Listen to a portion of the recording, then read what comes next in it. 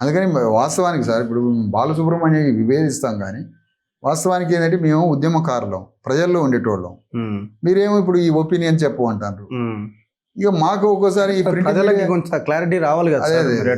ఎట్లా అంటే అదే ఇప్పుడు మేము కూడా అప్పుడప్పుడు మీకు చెప్పాల్సింది దేనికి వస్తున్నాం అంటే ఈ ప్రింట్ మీడియానే ఎవడు మాకు సంబంధం లేదు, అదంతా అగ్రవాదం. అది 100% కనబడుతున్నది కదా, అది ఆప్షన్ కూడా లేదు. అందుకని ఇప్పుడు మా ఒపీనియన్స్ ఆప్షన్ మేమే. ఇక నా బాధ ఎప్పుడైనా ట్వీట్లు చెప్పుకుంటా, ఇక మీరు అడుగుతారు కాబట్టి తప్పట్లేదు. మరి ఏం చెప్తారు అది. సో మీరు ఒకవేళ అధికారంలోకి వస్తే ఎవరి విగ్రహాలు పెడతారు, ఎవరి విగ్రహాలు తీసేస్తారు? మ్యూజిక్ డైరెక్టర్ చక్రి విగ్రహం తీసుకొస్తాం సార్. ఎవరు? చక్రిదా? చక్రి, మహబూబాద్ చక్రి. చక్రిని తీసుకొచ్చి రవీంద్ర భారతిలో పెడతాం సార్. ఫస్ట్ చక్రి విగ్రహం, చక్రి విగ్రహాన్ని. పద్మ విభూషణ్ అనే అవార్డు ఉంటుంది కదా సార్, బాలకృష్ణ హంతకుడికి బాలకృష్ణకి ఇచ్చారా?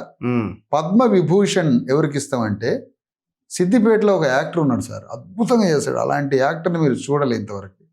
అతను ఎవరు చెప్పండి? సంపూర్ణేష్ బాబు. ఓకే. సంపూర్ణేష్ బాబుకి భారత ప్రభుత్వం ఇచ్చే పద్మ విభూషణ్కి రికమెండ్ చేస్తాం. ఎట్లా సార్? కామెడీ కదా, కామెడీ స్టారు లేకపోతే ఇంకో రకంగా